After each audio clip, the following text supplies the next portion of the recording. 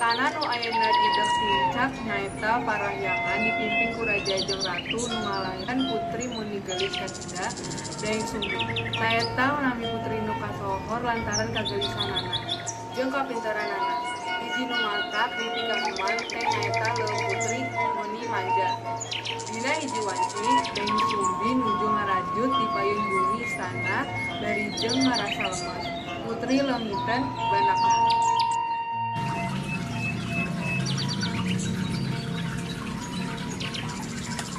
Ih, jatuh deui, kumaha sih? Abdi teh puguh mau nyokot nepi deui. Kuring sumpah, saha di perut anjeunna lamun aya anu dikitang benangku. Upami eta budak hiji, abdi ge nikahkeun salaki kuring. Upami abdi ge ngademel awewe anjeun.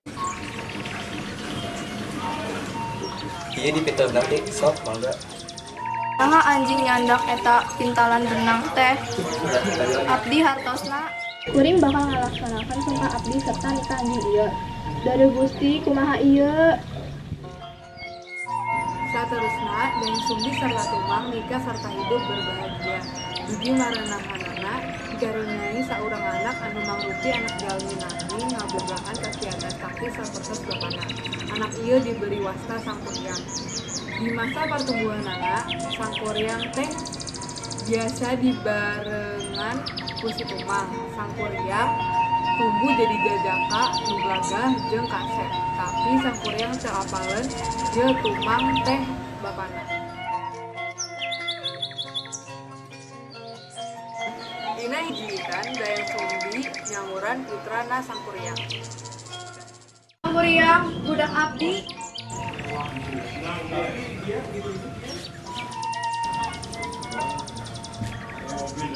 Indung bakal ngalaksanakeun PHTA. Anjeun muka morok hija di sisi leuweung jeung tumang.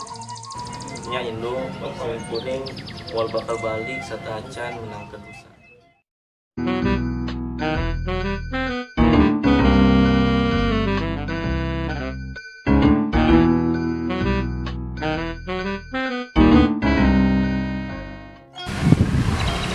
Kumaha ieu? Bisanya teh teu aya keneh. Abdi tos di dieu di isuk nepi ka petang. Namun aya keneh susana. Abdi teu hayang ngacewakeun indung. Punten tumang.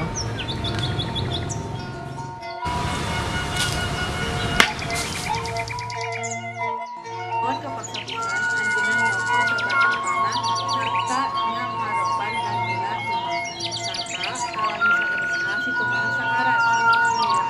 Sarakuna dina Sangkuriang mikeun daging tumang dina indungna.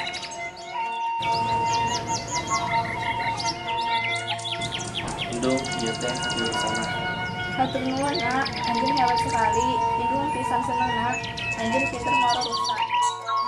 Sanggeus nampi daging buruan Sangkuriang, Daeng Sumbi neruskeun acara pestanya. Sajojonan sanggeus pesta rese Daeng Sumbi kainget dina sekolah. Mak, di kamari, abdi henteu nerpo mantena. Coba nanya dina Sangkuriang wae ai. Ieu mah, Sangkuriang.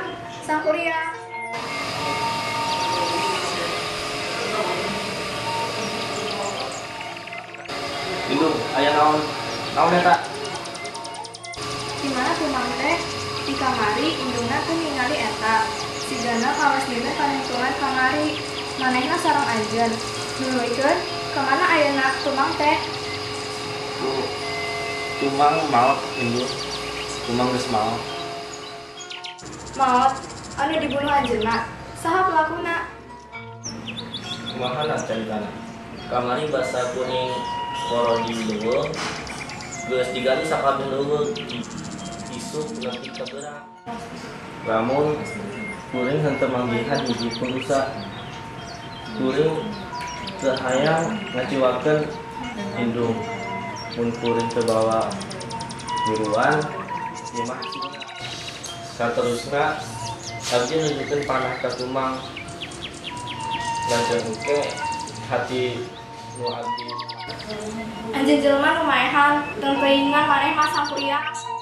Nah ibu, maaf diserta abdi kecewa ka indung. Abdi bakal balik.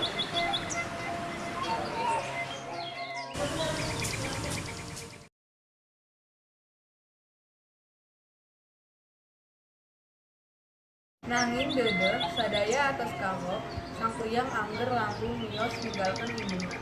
Daeng Sumbi oge berdoa ka para dewata supados tiasa dipertemukan balik kalawan putrana. Duana didengar para dewata ngucingeun kayangan Daeng Sumbi dibere pamudaan sarta kageulisan langgeng. Sumawonten langkung geulis ti kawuna. Bertahun warsi saterusna sang Kuryang anu atos ngalanglang buana ka sampurna penjuru bumi nggatkeun kanggo balik ka lembur halamannya. Nah sampainya di situ sang Kuryang kaget margi sadayana atos lobi. Anjeunna tadi kaget wanci di jalan patepang saurang wanoja anu tasanes nyaeta Dayang Sumbi.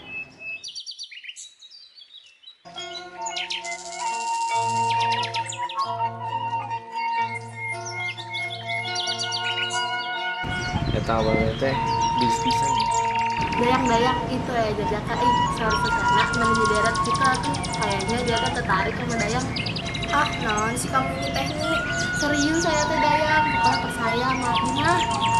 Tapi Abdi ngerasa dia teh dari tadi menghatikan Abdi. Aduh, henteu karuan ini hati euy. Punten, hayang terjadi pamungit abdi. Aduh, kumaha ini nih? Udah terima aja, pan eta jalan kasepi. Sungguhnya Abdi bakal tangtu ngalakuin nana. Abdi daek jadi pamajikan Anjeun kasep. Sang Kuryang teda parmios kanggo moro. Manehna teda turun Dayang Sumbi kanggo ngarapikeun beungkeut sirana. Sumuhun kanda, disiratina salake ieu tapak tatu hareup kuring. Sarta tapak tatu ieu persis resep tatu munggaran kuring nu geus isro membara. Kanda, dina sira anjeun kawas tetap tatu kanda ku sabab naon? Luka naon ieu teh? Oh, kukituna. Jadi anjeunna teh putra Abdi sang Kuryang jiwari eta deui di harapan kuring. Tur sarta bangetna oge tetela kasampak loba kawas anak kuring sang Kuryang. Duh, kumaha ieu? Lalaki ngora ganteng anu bakal salaki kuring kaharapan nyaeta putra Abdi sorangan. Kuring ampir nikah putra Abdi sorangan. Kuring kudu batalkeun proses peminanganku engke. Nyi endah. Kunaon nyi? Sang Kuryang. Kunaon sang Kuryang teh? Sang Kuryang teh putra Abdi. Seriusan? Teu percaya saya teh? Percaya atuh nyi. Anjeunna boga tapak tatu dihareup. Sok ikut Abdi nyi.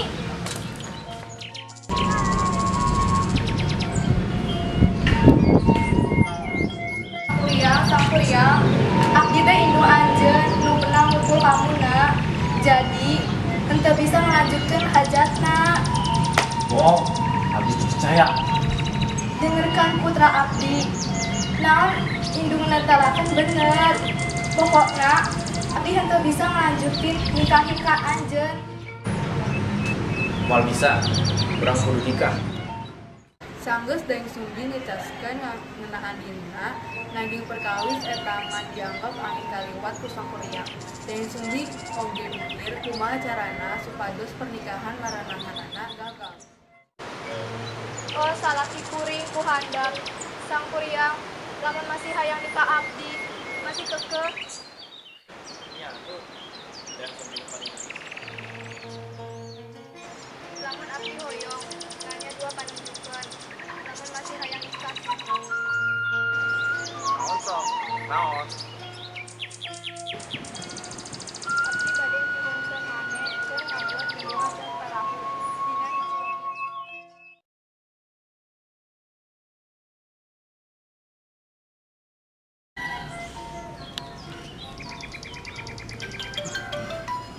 Duh, si bos nelfon lagi.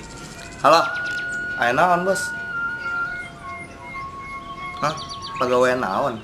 Abdi teh lagi sibuk bos, lagi mainan PUBG Mobile. Si bos magang gua aya tuh. Non, kedengarannya teh si bos serius. Ayo coba.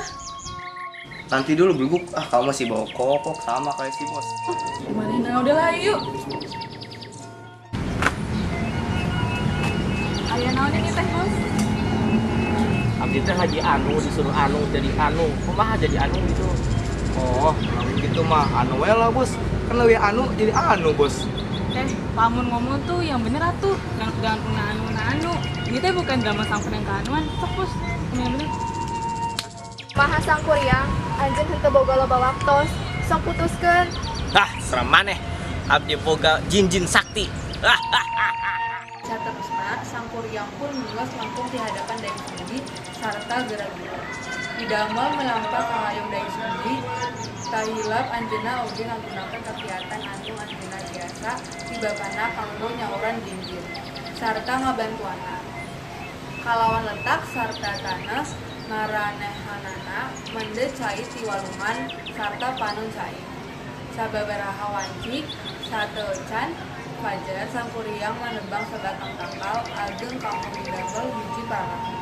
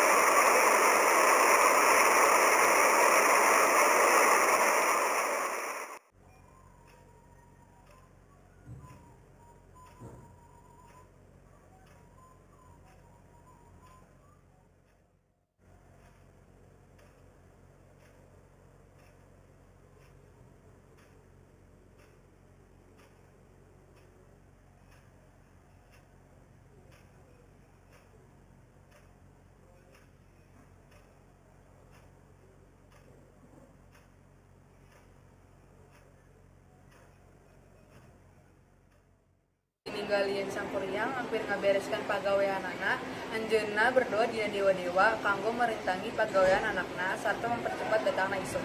Sanggeus memberitahukan informasi ka indung-indung Salma parayangan, akhirna saeur anu ngarojong Dai Sumbi sarta maranehanana mimiti pilari utek sapados rencana sang kuryang kanggo mendet walungan Citarum gagal sarta henteu luyu kalawan wanci anu atos dicindekan. Wargi saterusna nede bantuan balarea kira-kira supados manggelar lawan Sutara Boga Warna. Beureum dibelah wetan sarta ngahudangkeun hayam-hayam jago supados berkokok. Suasana malam pun Robi berubah kaayaan suasana fajar.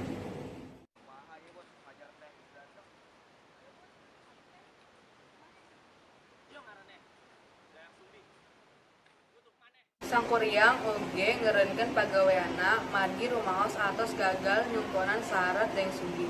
Kalawan ambek pisan sarta kaluman anjeunna ngalaknat Dai Sumbi, saterusna ngarusak bendungan anu atos didamel nasorangan. Sarta desa-desa oge ti kereuleuh margi cai bendungan. Kaliwat sang kuryang oge nalapung parahu dawelan na sorangan anu ampir janten kaker leuweung dugi parahu eta aya.